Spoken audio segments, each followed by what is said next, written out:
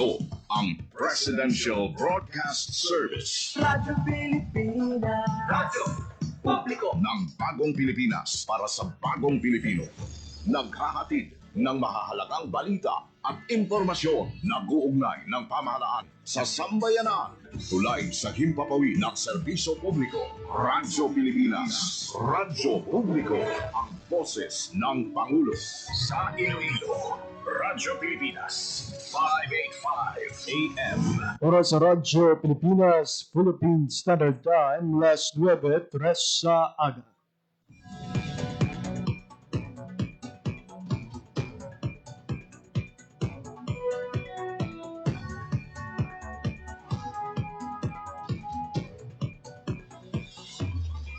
Western Visayas, Panay Island na tinamaan itong island-wide blackout. Ang pagsunod mo gid sa mga asing watershed. Pinaka-purpose na ini para sa operation nato. We have that in collaboration with the department. I am again standing up. Mapigtahan ang ina freedom of expression. Office of Civil Defense naman po, balita, issue, kag iban pa. Diri sa Radyo Pilipinas. Radyo Publiko.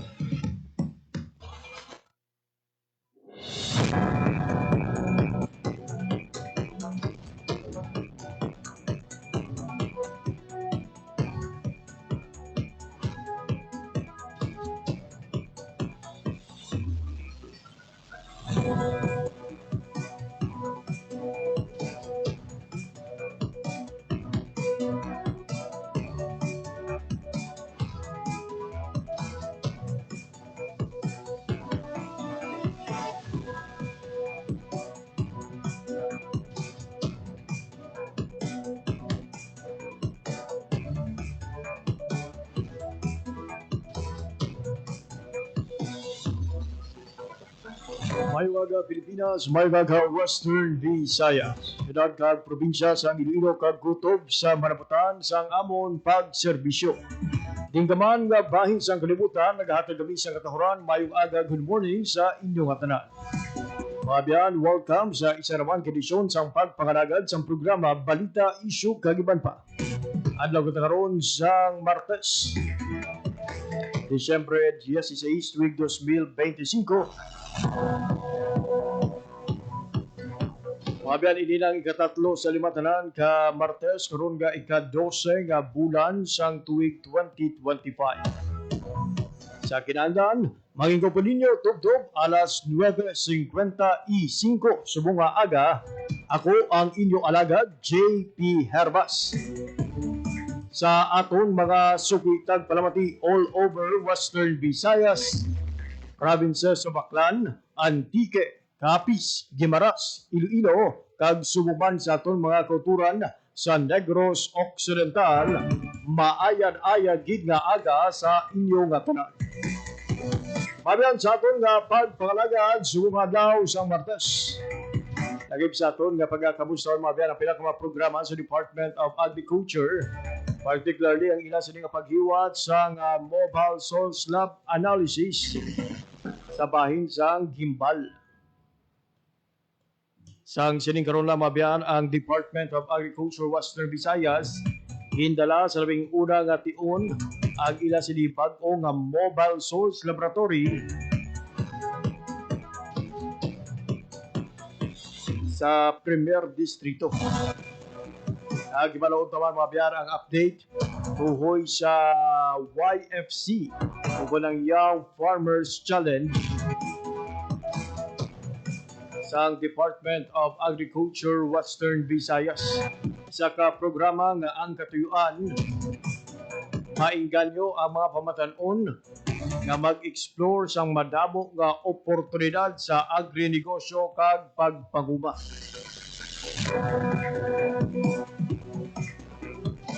Samtang hibaloon taman mabiyan ang update sa nagapadayon nga pagpanagtag sang emergency cash transfer o kon ECT sa Bacolod City. Ang ini nga ayuda mabiyan ang giparagtag sang gobyerno Sa pagpanguna sa Department of Social Welfare and Development, kaupod ang Department of Social Services and Development sa Bacolod City Government para sa mga kultura naton nga apektado sa bagyong Tino.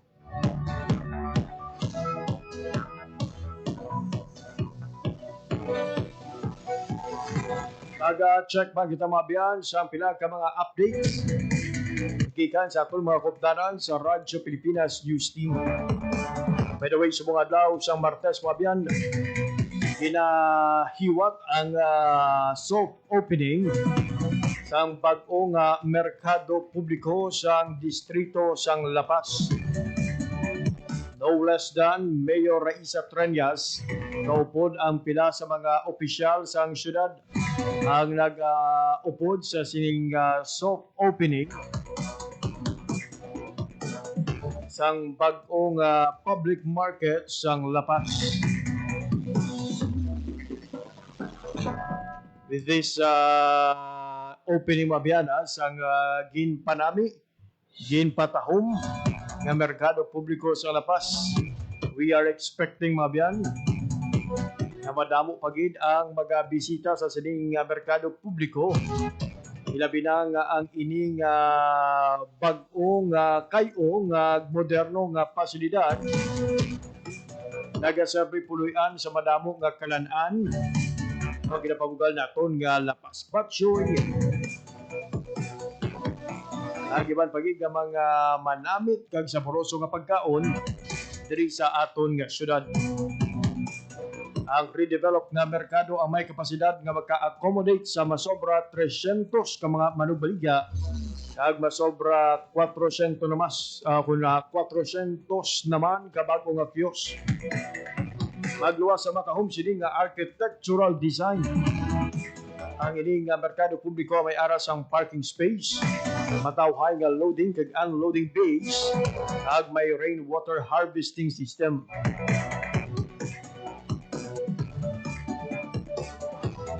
Kita ninyo sa aton sining screen right now ang itsura sang sulod sang Lapas Public Market. Kung ikaw ang mahilig magpanindahan, kaya mo sini ang makita nimo nga pasilidad. So marenaya, no? Nimo sini nga pagpanglakaton. Kaya magluwas nga matindo, malapad na ini mga biyan.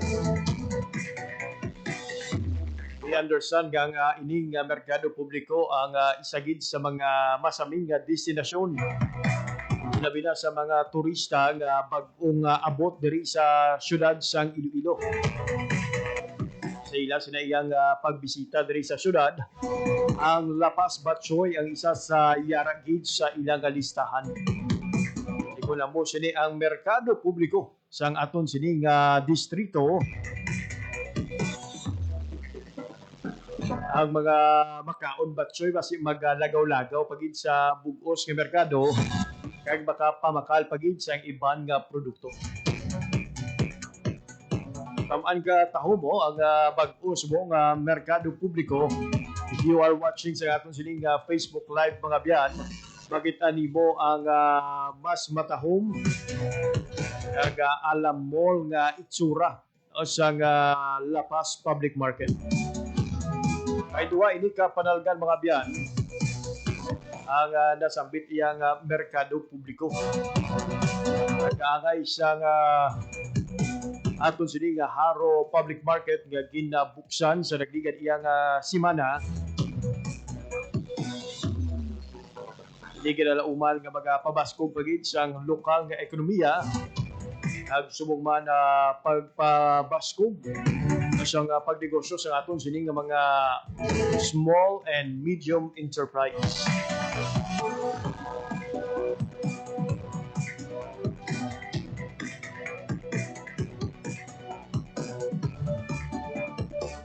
Alas 9:12 sa aga. Andis kita magbatbat sang dugang ang mga balita mabiyan sa mga daw sang Martes. Check anay naton ang latest update sa lakad sang panahon. Ibalo naton sa Pag-asa Iloilo ang mga panyempo sa mga daw sang Martes. Nauman bala naton ang mas manami nga padyempo sa mga daw. Ano kadako ang tsansa nga maka-eksperyensya sang pag-ulan ang aton sining rehiyon subong iyang adlaw.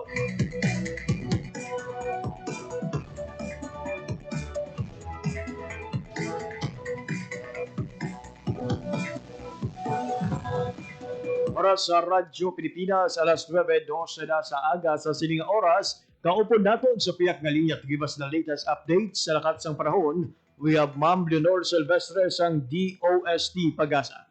Ma'am Leonor, good morning. Hi, hello everyone. Good morning. Muna ang asang latest weather update para sa subong nga adlaw sa Tuesday, December 16, 2025. Shear line nag-apekto sa may eastern section of Central Luzon. Northeast monsoon nag-apekto sa may northern Luzon kag the rest of Central Luzon. Kag easterlies nag-apekto sa nabiling nga bayan sa Pungsod.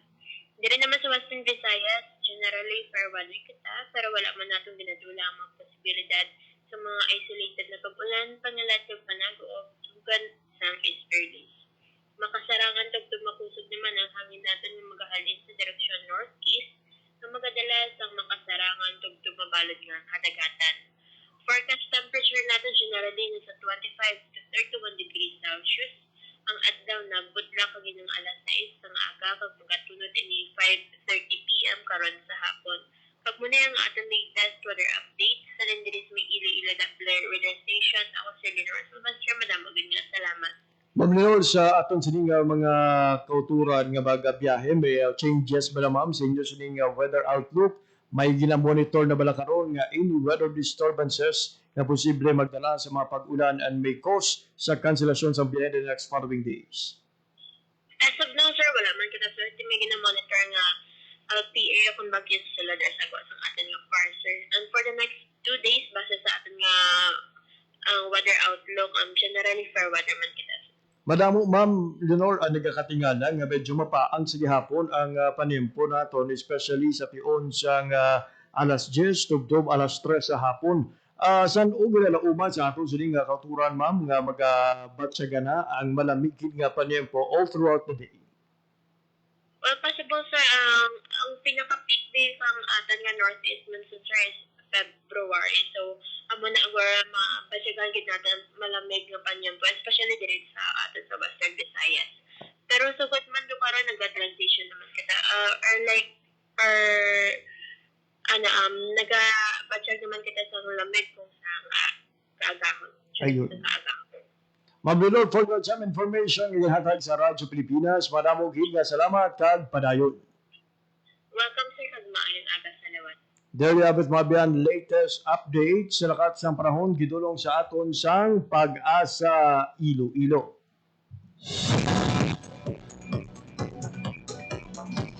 Mabian, just in case malipatan ninyo, was na nga adlaw ang natalana nga pagbukas sang DTI Region 12 sang ila sining ginatabog inakalakong trade fair subong tuig 2025. Ining trade expo mga biyan ang hiwaton rin mismo sa syudad sang Iloilo.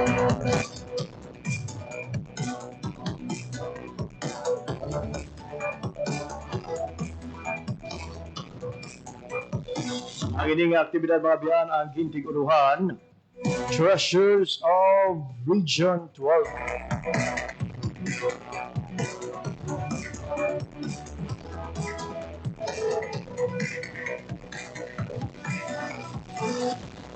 Nakip sa ila sining ikapasundayag sa ila sining pagpadulong diri sa syudad sa Iloilo. Ang ginapabugal nila nga kape, tsokolate,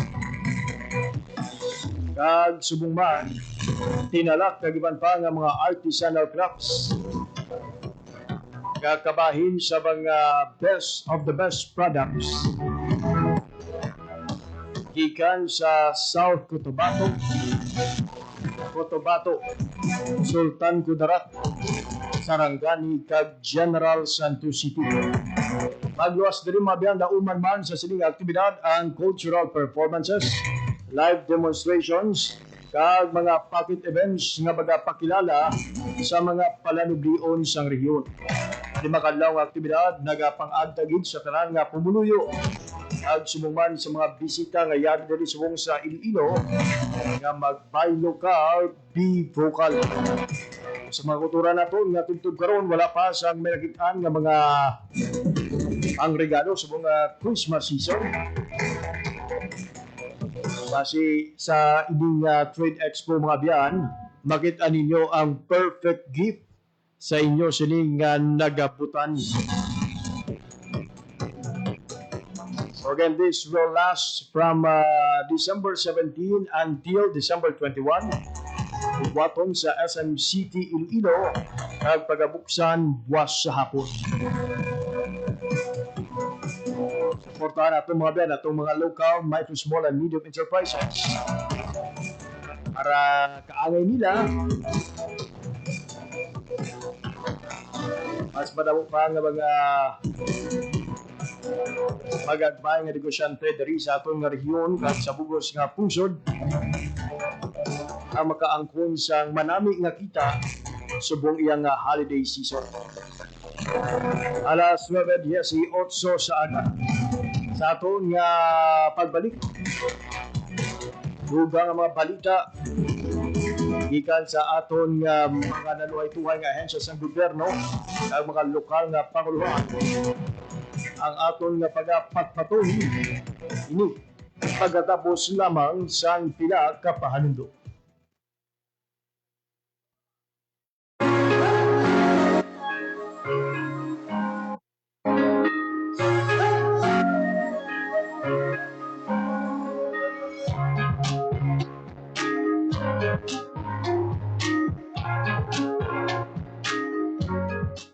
Sabi ko, napakagandang collaboration ito ng ating Radyo Pilipinas as the public radio of the Philippines, sapagkat ang collaboration ay sa pamamagitan ng paglalagay mismo ng isang radio station sa loob ng universidad. Meaning, nasa pusod na kayo where thousands of students ay naririto. And right now, we have a very, very active collaboration sa mga estudyante. As I mentioned, this is really a continuous engagement. It will be a great opportunity to work with the Radio Pilipinas, being our partner. Because we believe that the university could not exist without our collaborations. And we have already some initial talks with DG Amparo, Dindo, kanina, on how would we maximize the potentials of our students, our faculty in the university.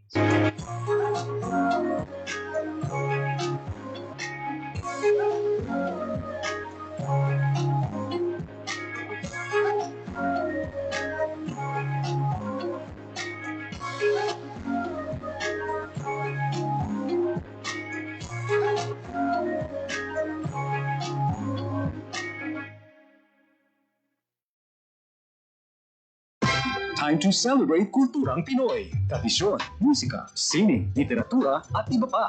Anything and everything fun and Filipino. Ito ang Pinoy Kultura.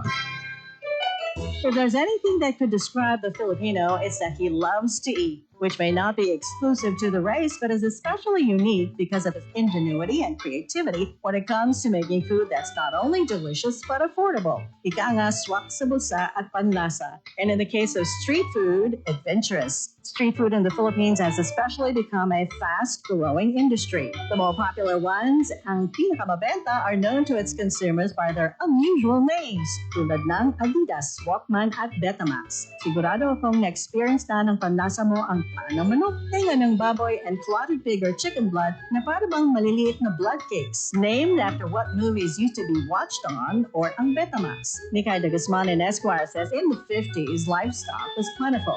Street food sold were the more expensive cuts, chicken or pork barbecue. But when the economic crisis hit in the 70s, Pinoys looked to the parts that normally get thrown out, like intestines and innards. These suddenly became valuable. and reinforced the Filipino practice, walang tapon, walang sayang, that in turn brought out the isaw, a word that came from sausawan, where you dip the isaw. But that's just 3 of a variety of street food. There's even a day-old chick boiled or fried, and these days, chicken skin, found more often near bus stops, markets, or workplaces where an ordinary person can grab a quick snack for less than 10 pesos. Ano man ito, banana Q, kamote Q, turon man, quick, or tukneneng. In these times of frugality and austerity, laman siya ng Pilipino at ng kanyang kultura. Yan ang Pinoy Kultura because our culture is cool. Hatid ay balita, impormasyon at sari-saring kaalaman tungkol sa sektor ng agrikultura sa ating bayan. Usapang Agrikultura kasama ang Department of Agriculture. Alamin ang mga hakbang ng administrasyon para mas mapaunlad pa ang iba't ibang industriyang agrikultural at pakinggan ang mga proyektong handog sa mamamayan upang mapalago ang kanilang mga kabuhayan. Usapang Agrikultura, Lunes hanggang Biyernes, alas 5 ng umaga, dito lang sa Radyo Pilipinas.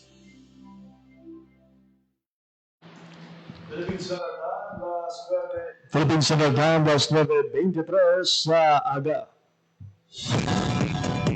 Pabiyan nagapamati mo sa programa Balita Issue Kagban pa. Sa sining oras bagako kita sang update gikan sa atong mga kopdanan sa Radyo Pilipinas News Team. Una-una itong mabiyan ang update gikan sa probinsya sang Guimaras. Duha ka banwa sa Guimaras gindeklara nga hilway na sa illegal na droga.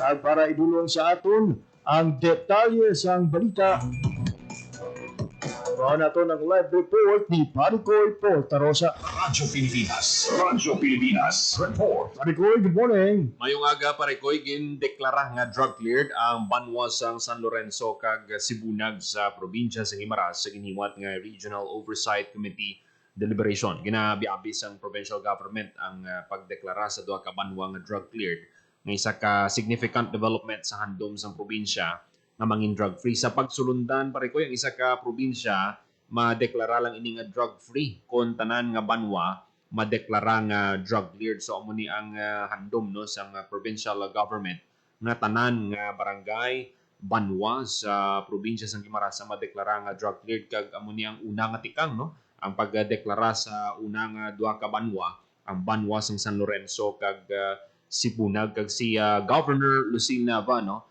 positibo gid sa sining development kag ti amo ning part sang ilaman nga handom no kampanya sang provincial government nga ma-declare nga drug cleared kag ti sa pagdeklara nga drug cleared mas mapangapinan pagid no sa mga pumuluyo ang ilang nga lugar batok sa illegal nga droga.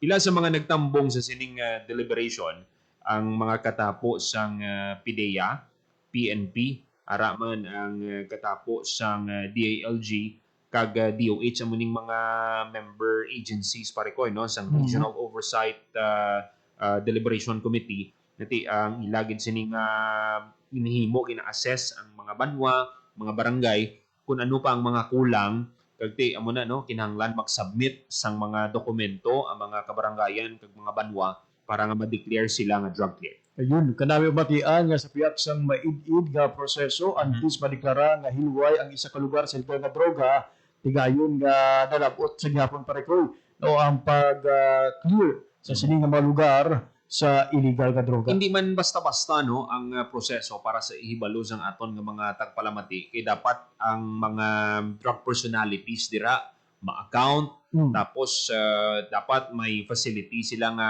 balay silangan reformation dira patigayon no ang rehabilitasyon aside sa rehabilitasyon may skills training man kumbaga balang after sila ma-rehab dapat may mga skills sila nga matun-an para nga hindi na sila magbalik sa illegal nga droga. So muna no tanan sina ginahimo sang mga barangay kag banwa para nga madeklara sila nga drug cleared. So ang proseso hindi ni basta-basta no pila na ni katuig kag ti masiling naton na bungag dinhi sang pagbinuligay sa mga pumuluyo ka government agencies. Gani, product yun of combined efforts kay ti anhon lang gaton sining gobyerno kung wala sang kooperasyon halin sa aton sining nga pumuluyo, but because of this partnership sa tunga sang komunidad kag sa aton sining nga lokal nga panguluan together with the national government ang ining makabing naton nga kabudlay labuton tigayon nga nalabot. May mga nagpamangkot man no, paano kung ang isa ka barangay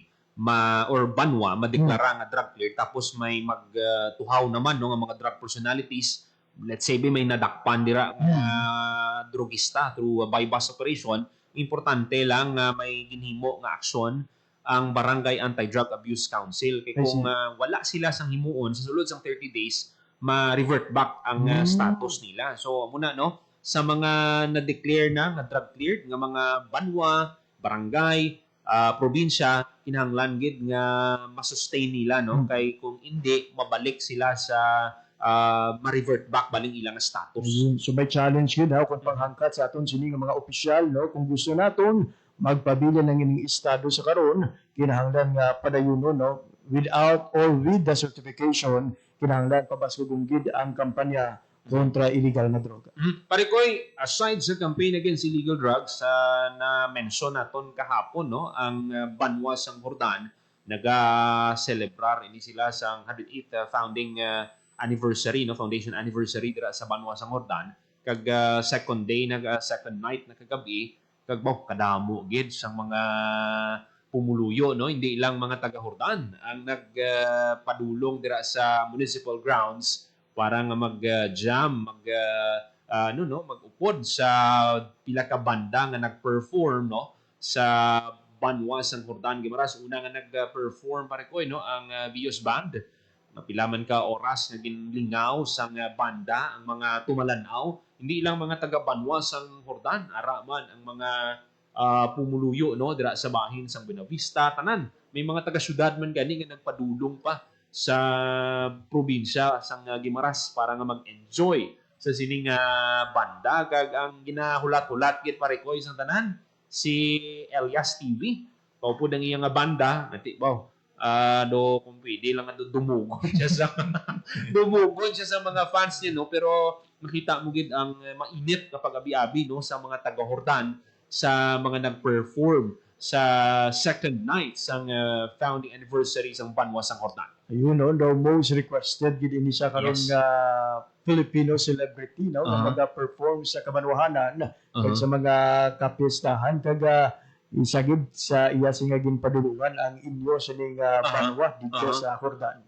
Kag mainit gid ang pagabi-abi sa iya kag atuman no ang mga local officials kag ti namo ganing nagahambal nga ti mabudlay ni magkuha sang schedule sang banda ni Elias, pero gintingwaan no kag nakita naton sa sining tuig na selebrasyon nga amo ni parikoy masiling naton grandioso kag sa amo to nga sa sining nga tuig makita naton balang damo gid yang nagkaladto kag ano gid sadya gid yan no ang vibes sa banwa sang Hordan no kung ikumpara mo ini no sa mga nagliligad nga mga selebrasyon ngati masiling naton hindi bala syado mabatsagan sa mga pumuluyo kag ang isa pa gid ngati na-extend ang trips sa mga fiber vessels. So kumbaga lang mga taga-syudad pwede gid makapadulong kag maalangan sila way gid sang problema. Kaya namin ni siya parikoy kay even ang mga lokal nga ambahanon pamuso man diri sa aton ginalaki pa gid sa listahan sa iya sining mga kanta. In fact parikoy mga first 10 songs niya amo ning mga ginpang ano niya no ang mga gin perform nila asa sa ulihi ang mga ang mga sikat na nga mga reggae songs. Amo na to no. Dira mo makita nga ti amo nang yaman nga way no nga i-advocate man ang mga kanta nga ti dapat pamatian taman kung magpamati kita sa mga kanta sa abroad dapat iunahon tanay ang aton nga mga masiling naton sariling atin bala parikoy. Parikoy second night pa lang kahapon, are we expecting more celebrities pa nga magkadto dito sa Hordan to perform? Yes, parikoy may mga banda pa no nga mga perform dito kag may mga naka-line up man nga activities kay idugang ko lang ang sa pagid nga dalayawon no sa sining founding anniversary sang banwa sang Hordan. ang mga ang mga taga-Hordan ngati nag-excel bala sa nagkalain-lain nga field gintagaan man sang pagkilala sang banwa sang Hordan Guimaras ti kun ikaw taga-Hordan mataas gid ang imo nga moral ngati may mga tagaan pagkilala ang mga nag-cum laude bala parekoy sa bago lang tapos graduate may mga na-achieve sa sports sa iban pa dira nga field gintagaan gin pagkilala sang local government units ang banwa. And for sure, this will serve an inspiration gid sa tanan nga magtiwa pagid kaga maghimakas para sa sunod sila naman ang pagapadunggan. Okay. And we hope aton nga mga kauturan dira nga mga wala pa makapadulong sa banwa sang Hordan na invite gid sang LGU mga pumuluyo dira mga turista nga magpadulong sa banwa kag enjoy ang mga activities nga ginhanda sang banwa sang Hordan. Ang extension parekoy sang trips will be applicable man sa mga nabiling adlaw sa buong semana. Yes, parekoy tuptub December 18 ini ang extension sang trips. So hasta alas 2 sa aga ang last trip. So may gamay lang nga adjustments ini parekoy sa plitihan pero kung sang una sang pre-pandemic pwede ka maka-akupar ara iya dumay schedule at kag ti may dugang lang nga gamay nga nga adjustment sa rates kag ti gid tourist friendly gid ini nga mga ginahimo sang aton nga banwa para nga ti ma-ensure na ti madamo pagid ang makapadulong sa banwa sang Hordan kag sa probinsya sang Guimaras. And sa mga nabudlayan pa magbiyahe kung gabi, no worries man parekoy kay may mga pensions, inns and hotels man nga sara mag-accommodate sila. Pwede gid kag kung sa pagkaon naman ati dira sa Esplanade sa kilid sa municipal grounds, dira tanan nakahilera ang mga pagkaon kag ti na amo ni balang bunga sang naplanuhan nga mga activities kag ti gid lang purpose sa paghiwat naton sa sining selebrasyon kag ti na gid sa sini pa lang second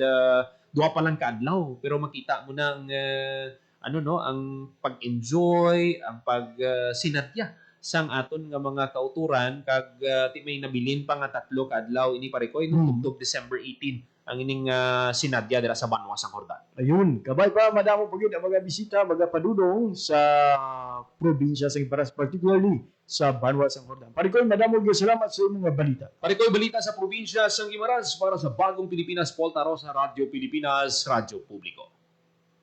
Radyo Pilipinas. Radyo Publiko. Radyo Pilipinas.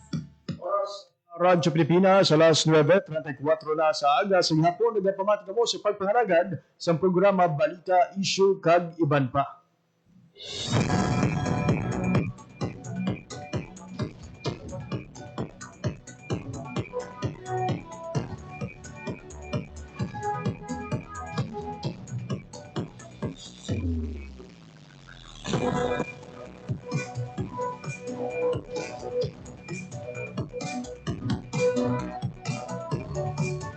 Again, sa ating mga kulturan nga baga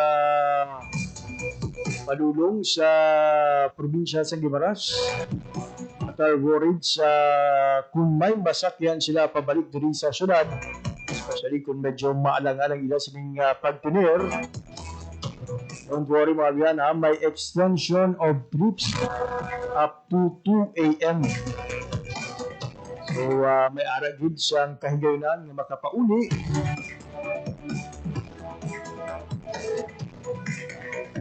isan daw tungang gabi na ang imo sini nga paghali sa nasambit iya nga banwa.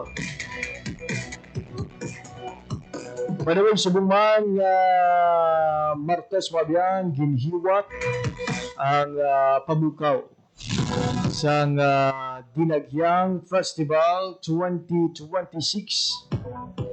Kadungan sa unang daw sa Misa de Gallo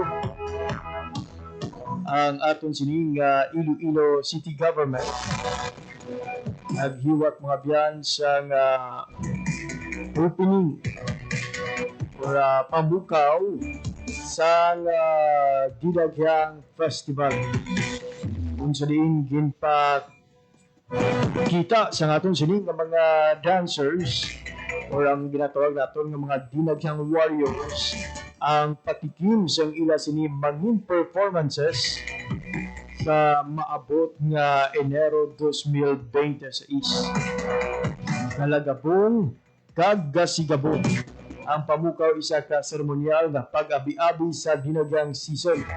Selebrasyon sang pagpadungog kay Senyor Santo Niño sa din 7 ka tribo ang nag-perform sa tubang sang San Jose de Placer Parish sa pag-imbita sa bilog nga kalibutan nga mag-upod sa selebrasyon nga ang highlight natalana sa Enero 25, 2026.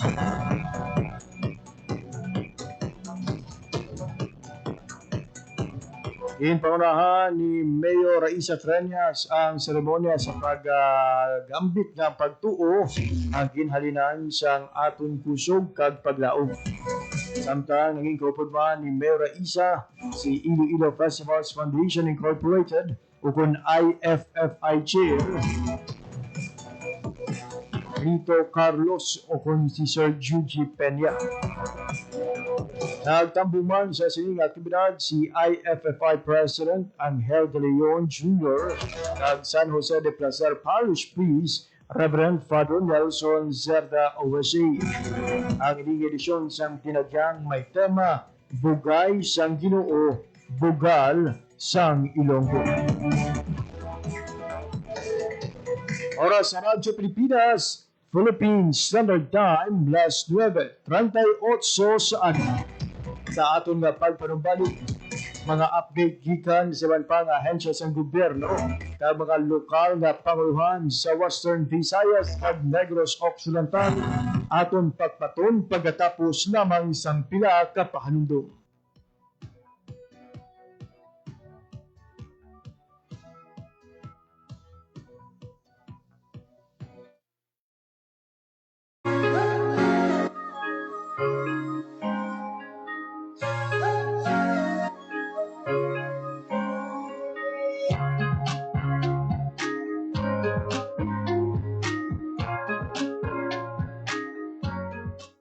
Sabi ko, napakagandang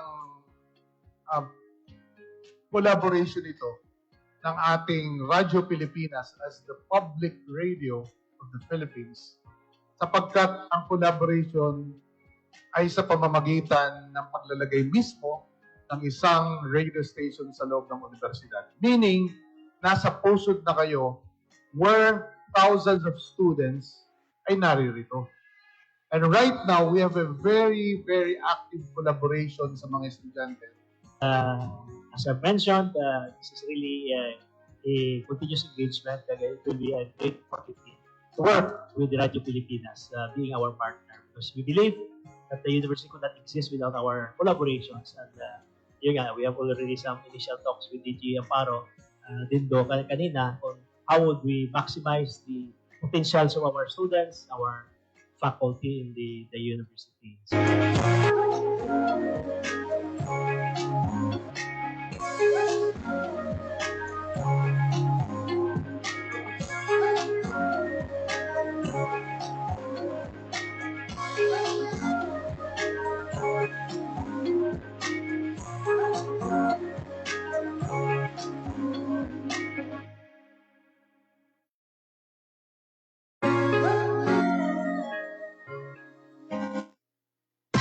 Time to celebrate kulturang Pinoy. Tradisyon, musika, sining, literatura, at iba pa.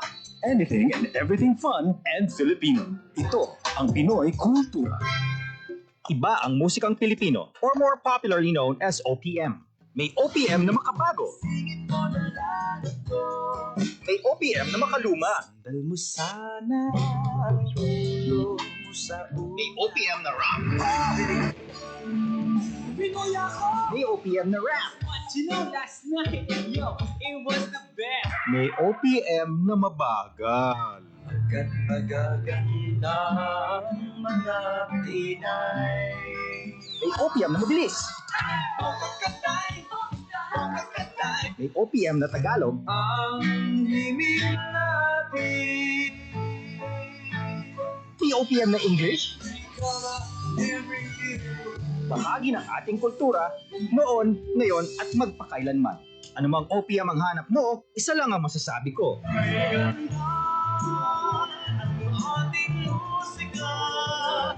Yan ang Pinoy kultura because our culture is cool.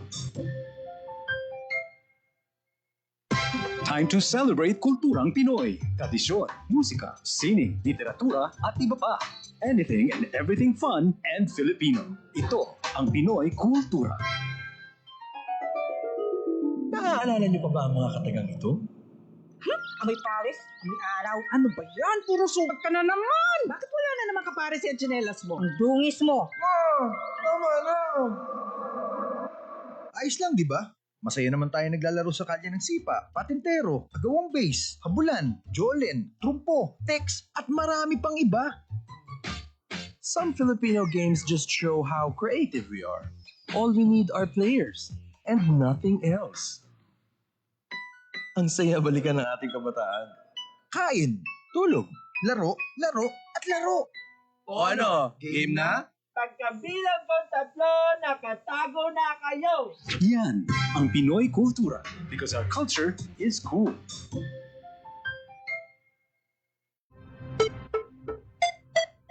Ang violence against women and their children o VAUC ay isang krimen at hindi isang pribadong usapin lamang. Ito ay nakasaad sa Rule 3, Section 6 ng Republic Act 9262 o Anti-Violence Against Women and Their Children Act of 2004. May obligasyon ako, ikaw, tayong lahat. And vow now, it's our duty. Ang paalalang ito ay hatid sa inyo ng Philippine Commission on Women at ng himpilang ito. Time to celebrate kulturang Pinoy. Tradisyon, musika, sining, literatura at iba pa. Anything and everything fun and Filipino. Ito ang Pinoy kultura. It's a leap of faith. Actually more like a three-step and a sway. Ito ay ang sayaw sa Obando, Bulacan. Sinasalihan ng mga babae at lalaki na humihiling ng anak o asawa sa tatlong pintakasing santo. The Three Saints, San Pascual Bailon, Santa Clara ng Assisi, and Nuestra Senora de Salambao. Wikipedia says it's a dance of vitality and abundance performed for 3 days from May 17th to the 19th, 1 day devoted to each saint. The festival starts off with a mass and later in the day the dance procession is performed, where devotees sing the Santa Clara song and melody to the Blessed Virgin of Salambao, their Thanksgiving song. The festival could be traced to an ancient ritual called Kasilonawan, a celebration of the god Linga, a force of nature. When the Franciscan missionaries came, they introduced the three saints to replace the pagan gods. In WW2, the Church of Obando and much of the town was pretty much destroyed, including images of the three saints. The festival was banned because of its pagan roots. Religious processions were still held, but the dancing was not allowed. But in 1972, the new parish priest and the Cultural Commission of Obando brought the tradition back. Sayaw sa Obando has survived for centuries, holds up to this day, and yes, it was another victim of the COVID, but on hold just like other mass activities. But in May this year, thousands of devotees, mostly families and couples, came back to pray for children and perform the fertility dance in the streets of Obando, and just to be safe, with face masks on. Yan ang Pinoy kultura because our culture is cool. Hatid ay balita, impormasyon at sari-saring kaalaman tungkol sa sektor ng agrikultura sa ating bayan. Usapang Agrikultura kasama ang Department of Agriculture. Alamin ang mga hakbang ng administrasyon para mas mapaunlad pa ang iba't ibang industriyang agrikultural at pakinggan ang mga proyektong handog sa mamamayan upang mapalago ang kanilang mga kabuhayan. Usapang Agrikultura, Lunes hanggang Biyernes, alas 5 ng umaga, dito lang sa Radyo Pilipinas. Time to celebrate kulturang Pinoy. Tradisyon, musika, sining, literatura at iba pa. Anything and everything fun and Filipino. Ito ang Pinoy kultura. Flight PR 1043, now boarding. Hey, that's us. Vacation, here we go. Always love flying the first and oldest commercial airline in Asia, our very own flag carrier, Philippine Airlines. Dreaming of love while cruising at high altitude. Did you know this track was specifically made for Philippine Airlines back in the 70s? Composed by Jose Marichan and arranged by Ryan Cayabyab. Closer to heaven, we're 30,000 feet. We're brings back good old memories, at the same time, creating new ones with the new generation. Oo, ang ganda pa naman ng kanta. Leave all your worries as we soar over the clouds. I don't know about you, but I always feel a sense of pride every time I see our flag carrier on airports or up flying high in the sky. We'll be shooting stars through time and space. Yan ang Pinoy kultura because our culture is cool. Philippine Standard Time, was 9:47 na sa aga. Radyo Pilipinas. Radyo Publiko. Radyo Pilipinas. Mga biyanag, maging alagoon ang unang pagbisita sa komunidad sa bag-ong Mobile Source Laboratory sa Department of Agriculture Western Visayas o kung DAWV. Ang bag-ong Mobile Source Lab, isa ka 10-wheeler na truck na kumpleto sa moderno kag pinakabag-ong na kagamitan para sa pag-analisa sa duta. Nanginuna nga destinasyon sa ni ang Banwa sang Gimbal. Sa Disyembre 10, 2012, ang DA madilagong nga kahimo sang 20 ka soil analysis kanakatag sang rekomendasyon sa mga manguma para sa husto nga paggamit sang abuno. Samtang luwas sa Mobile Source Laboratory, lauman nga pagdalo man sang DA Western Visayas sa mga komunidad sa masunod nga tuig ang Mobile Disinfection Vehicle, Agricultural Mobile Information Provider, kag Mobile Pest Clinic. Yari pamatian naton ang nanging pahayag ni Sir James Earl Ogatis, ang pinuno sang DA Rafi 6. 2026, ang amon nga agricultural information kalaban will be utilizing sa amon nga mga services on wheels, no? Ano wala ang mga services on wheels sa Department of Agriculture? Isa na nila ang mobile source lab, isa nila ang mobile disinfection vehicle naton para sa aton nga mga kasamahan nga na-complete ang role sa aton nga mobile disinfection vehicle sa time nga nagabatok kita sa African Swine Fever, no, sa ASF dili sa aton nga rehiyon. Yan ang aton nga agricultural mobile information provider, no, ang aton nga salakyan para nga maghatag sa showing of technology sa aton nga mga farmers. Lalo man namon ang isa pagit ka salakyan, mobile pest clinic sa RCPC. So apat, no, dapat kasalakyan ang mga kanto sa mga provinces next year, 2026, no? Mobile soil lab, mobile disinfection vehicle, mobile pest clinic, kag mobile information provider. Ano ang matagong sa SINA nga agri services nga pagkapatay kayo ng namon next year, no? So, ang pag-roll out natin siya sini,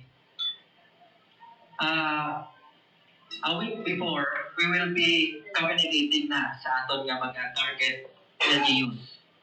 Nga i-prepare nila ang aton nga makulit na sila sa tuta for soil testing.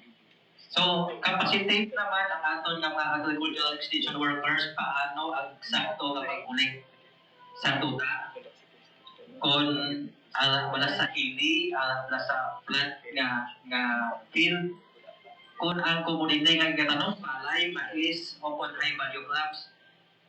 So, kung i-collect na kanaan na, then, make sure sa aton nga mga local government units nga fit for testing ang ini nga mga soil samples. Kaya kinahanglan, pag-abot dito sa aton nga mobile soils lab, may yun nga specimen, lupa nga mag-analyze naton. Kaya by the end of the day, malaglis tayo naton ang result sa aton nga soil test. Samtang nagahiwag sa soil test, no, ang aton nga mobile soils lab, ang aton naman nga mobile disinfection vehicle will be going around sa SINA nga munisipyo. Kaya ini para ini sa services naton sa mga livestock and poultry.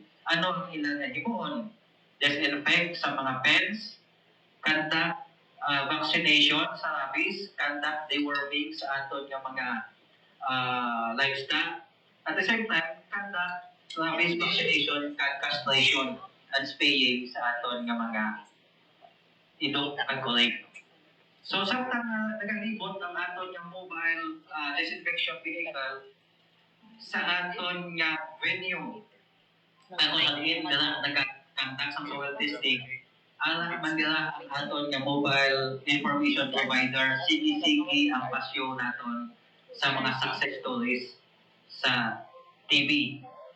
Kay may built-in nga TV ang aton nga amig.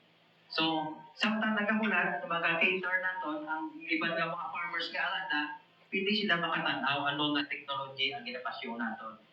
Kag ang aton man nga mobile pest clinic, i-require man naton ang aton nga mga LGUs, aton nga mga farmer leaders nga magdala sa specimen ano ang masakit sa palay, ano ang masakit sa high value crops, ano nga mga peste ang nag-aatake. Kay ipag-diagnose sa aton nga mga expert sa Regional Crop Protection Center sa RCPC para makita naton ano ang eksakto nga management, itudlo naton ano ang symptoms, kung ano ang kunamuning ang peste ang nag-aatake. So early detection sa mga peste, early detection sa masakit is kinahanglanon kit para nga mag-roll out kita sa proper management sa sini nga mga challenges sa aton yapil. Ang kabahin mga buwan sa bayad ni Sir James Earl of Apis, ang hepe sa DA Rapi 6. So again, magluwas sa Mobile Source Laboratory na uman man sa masunod na tuwing ang pagpadulong sa komunidad sa Mobile Disinfection Vehicle, Agricultural Mobile Information Provider, kag Mobile Pest Clinic. Oras sa Radyo Pilipinas, Philippine Central Time, las 9:53 sa aga. Radyo Pilipinas. Radyo. May nakita isang oras na nabilin sa atong pagpalaga. Dato ko lamang kutubato ng edisyon sa mga daw sang Martes, Disyembre 16, 2025. Sa ngalan sa akong mga katuwang technical, Engineer Roy Luwikay Pang sa studio, kag Mr. Jeffrey Betita sa transmitter. Ako naman ang inyong inalagad, JP Harvas. Madamo nga salamat sa inyo nga pagpamati. Maayong aga, Pilipinas.